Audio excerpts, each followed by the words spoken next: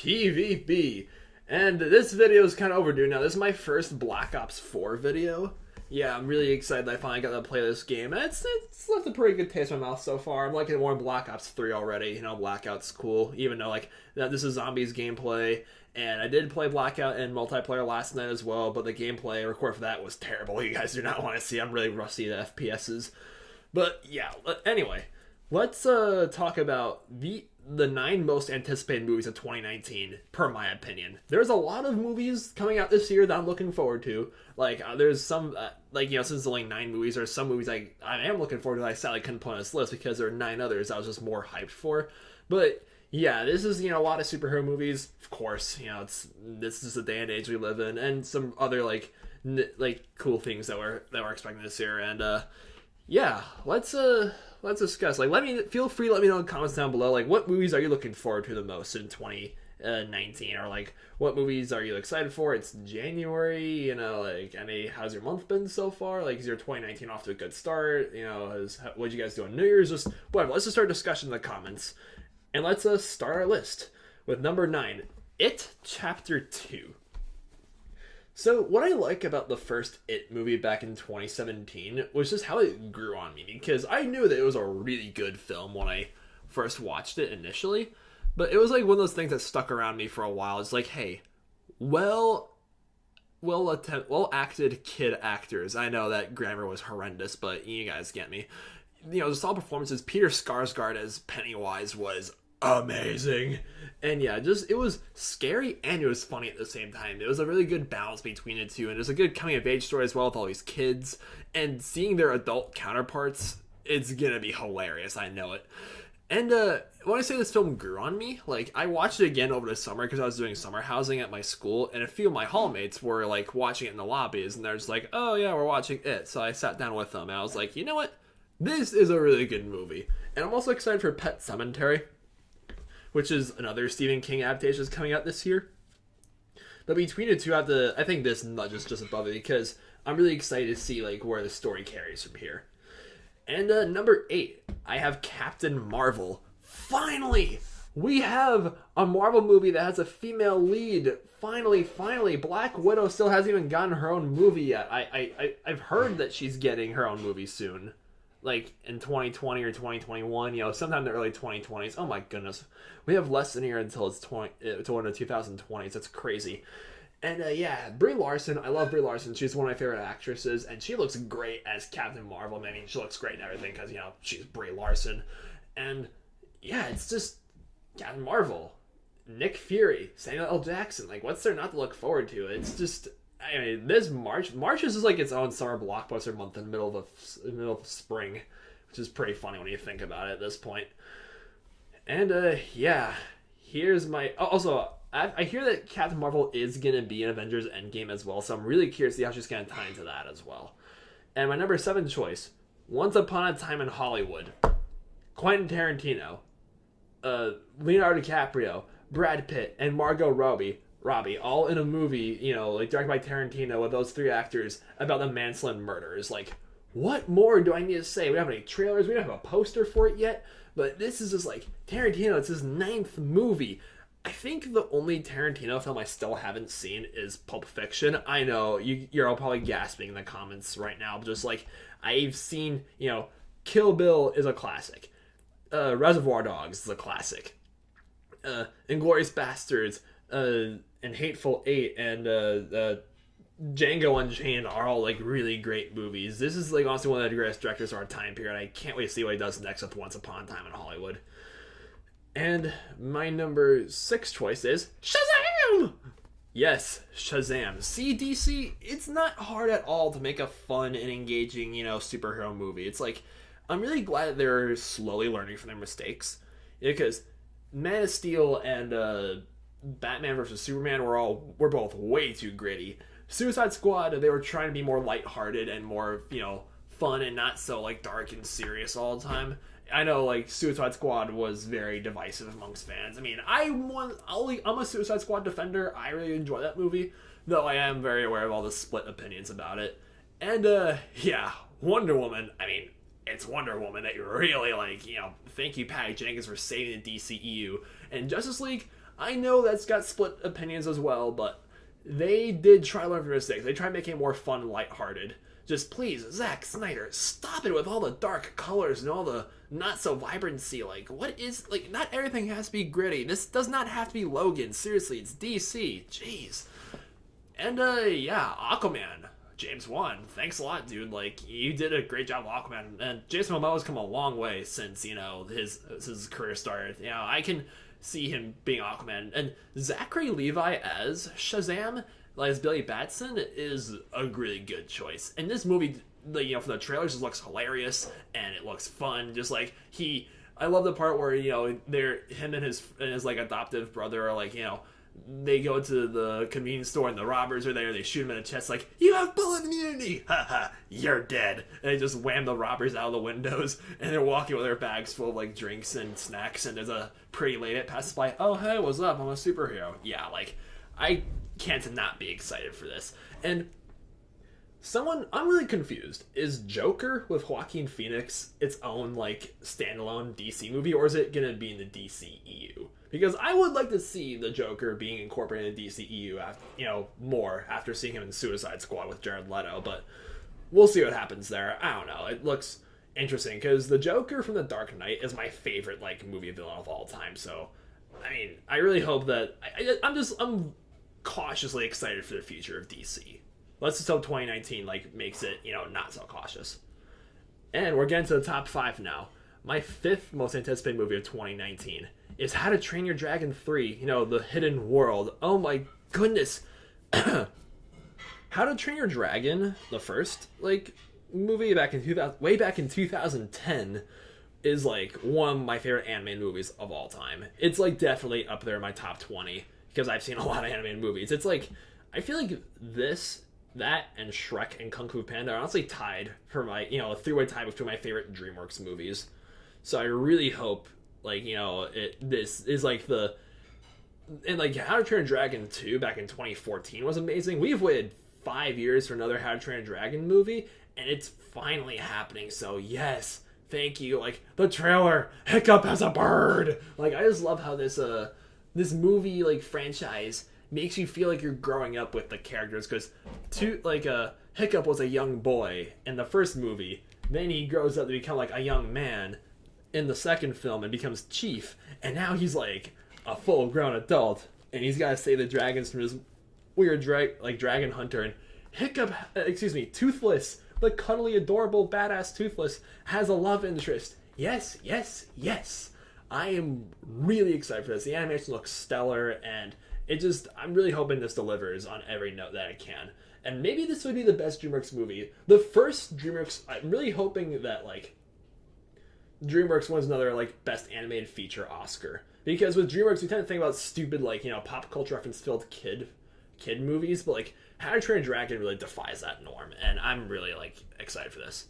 Now, my number 4 choice, this is, like, the black sheep of the list, I feel like, because no one else is putting this movie on their list, I feel like. And my number 4 choice, my 4th most anticipated movie, is Detective Pikachu. Guys, I've been a huge Pokemon fan since I was like 5. Growing up, I would always watch my sister play Pokemon Emerald, and I'd always like watch the anime on Cartoon Network. And it's just been a huge phenomenon for me ever since I was a kid. Even as a 20-year-old now, I just started playing Pokemon Ultra Sun last night. I mean, I don't have a Switch, so I can't play Pokemon Let's Go Eevee or Pikachu or whatever. So I just got that because it's the last Pokemon game for the 3DS, so might as well. But yeah, Detective Pikachu is like, this could be the movie that breaks the video game, like, to movie curse. Like, I've been dreaming of a live-action Pokemon movie ever since I was a kid. And, like, I'm so thrilled that it's finally happening.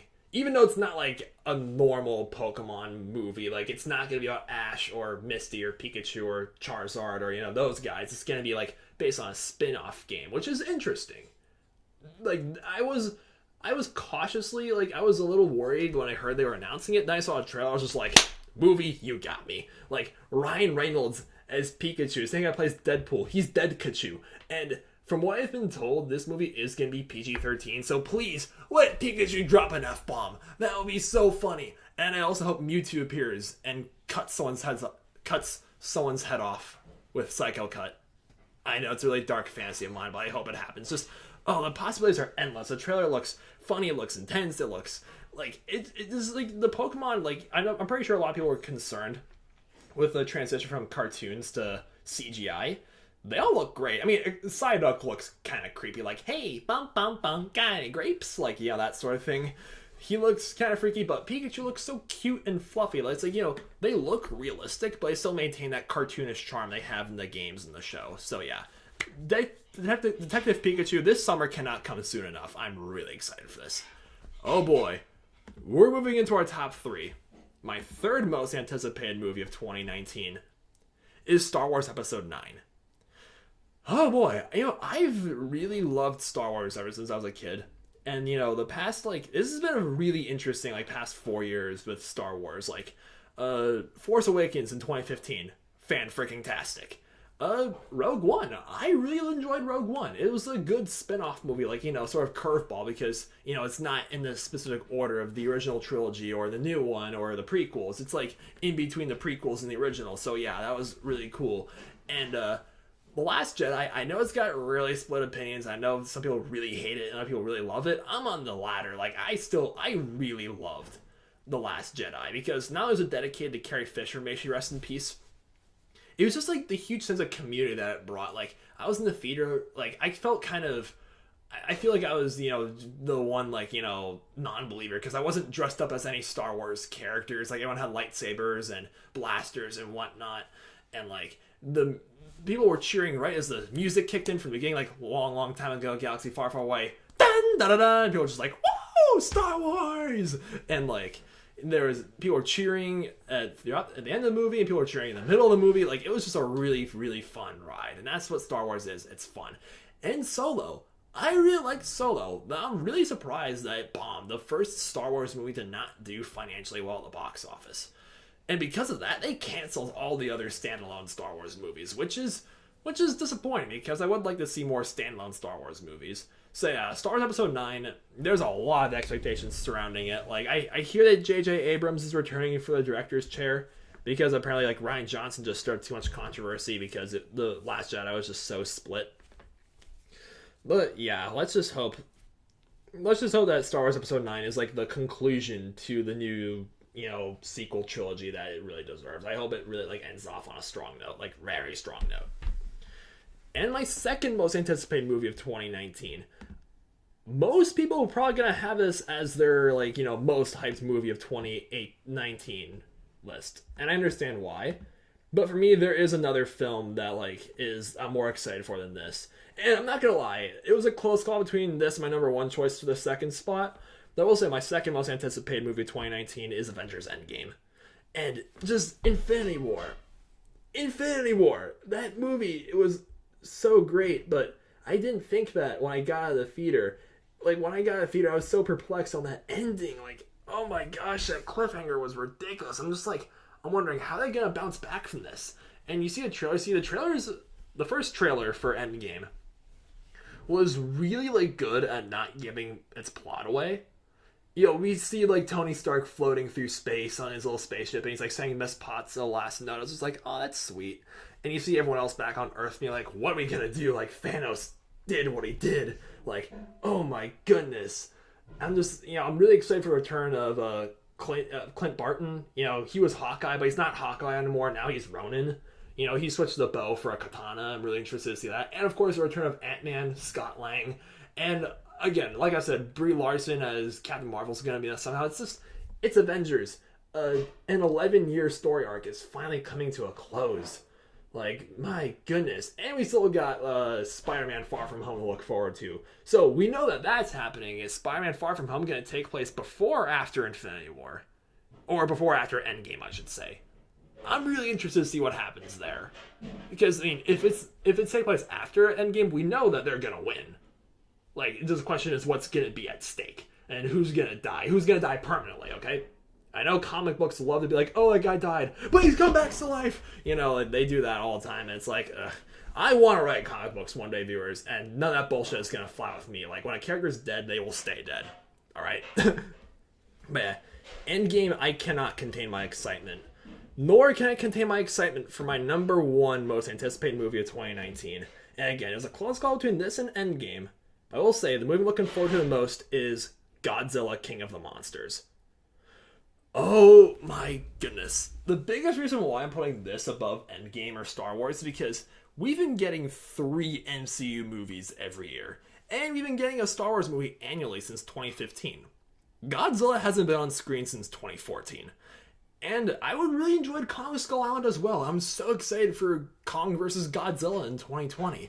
And this is Godzilla's, Mothra's, Rodan's, and King Ghidorah's first time all being on screen together since the 1960s.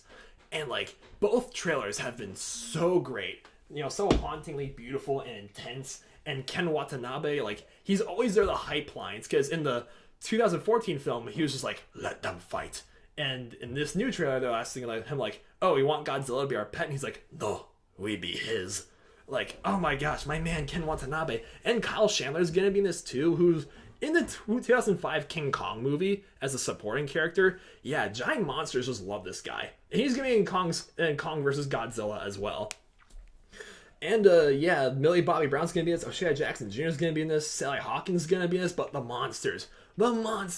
I've been so, like, I was really hoping that Mothra would be on screen, and it's actually happening. And so is Rodan and King Ghidorah. King Ghidorah has in the classic, like, old school Godzilla movies, this 3-headed dragon, the devil has 3 heads. He's faced off against Godzilla more than any other kaiju. I could go on all night about why I'm so excited for this movie. Just what can I say? Long live the king.